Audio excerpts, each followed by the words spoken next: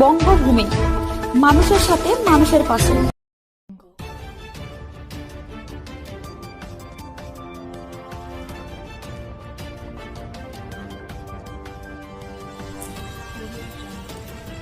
অবশেষে উদ্ধার হলো নিখোঁজ 9 জন মৎস্যজীবীর মধ্যে 8 জন মৎস্যজীবীর দেহ।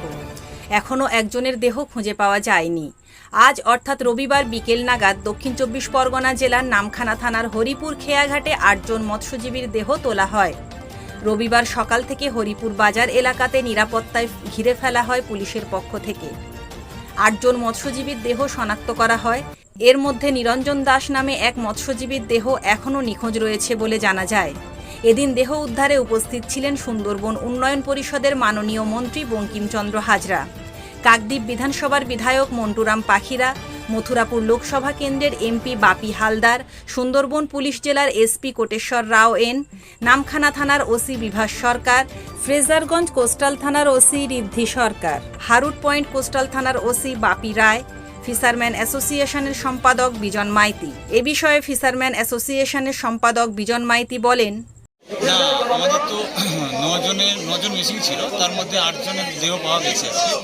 তবে যে একজনের পাওয়া যায়নি, এখন অলরেডি আইডেন্টিফিকেশান একটা হচ্ছে।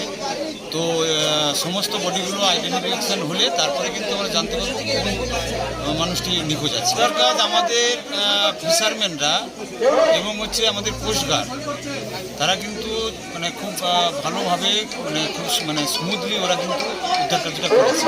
যেমন 18খানা ট্রলার নিয়ে, আর বা জাহাজে একটা সে আপনার একটা শিপ ছিল কোস্টগার্ডের, ওরা কিন্তু ওই ট্রলারগুলোতে আবার অন্যান্য যে ট্রলারগুলো ছিল তাদেরকে নিয়ে যৌথভাবে সমস্ত জায়গায় তল্লাশি করে ওই ট্রলারটাকে উদ্ধার করতে পেরেছে। এবং ট্রলারটা ডুবন্ত ট্রলার, ওই ট্রলারটাকে যখন আনতে যায় তখন কিন্তু বিঘ্ন ঘটেছে বারে বারে, নাহলে গতকাল ওই ট্রলারটাকে টেনে আনা সম্ভব হতো। এখন বারে বারে কাছি কেটে যাচ্ছে, যেহেতু ডুবন্ত ট্রলার মাটিতে লেগে আসছে, তো সে কারণে কিছু ব্যাঘাত ঘটার জন্য আজকে দেরি হচ্ছে। তবে আমরা অনেকে আশাবাদী ছিলাম না যে হয়তো ট্রলারটা আনতে পারবো না, তবে সেখানে আমাদের ফিশারম্যানরা যথেষ্ট উদ্যোগী নিয়ে কষ্ট করে তারা কিন্তু এই ট্রলারটাকে লুথিয়ান দ্বীপের কাছে যেহেতু চর আছে, ট্রলারটা ডুবন্ত ট্রলার, ওই চরের কাছে ঠেকাতে হয়েছে।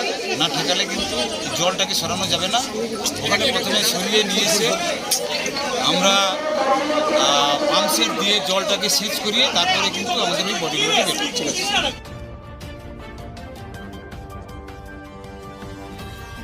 নামখানা থেকে শুভজিৎ শাসমলের রিপোর্ট, বঙ্গভূমি নিউজ।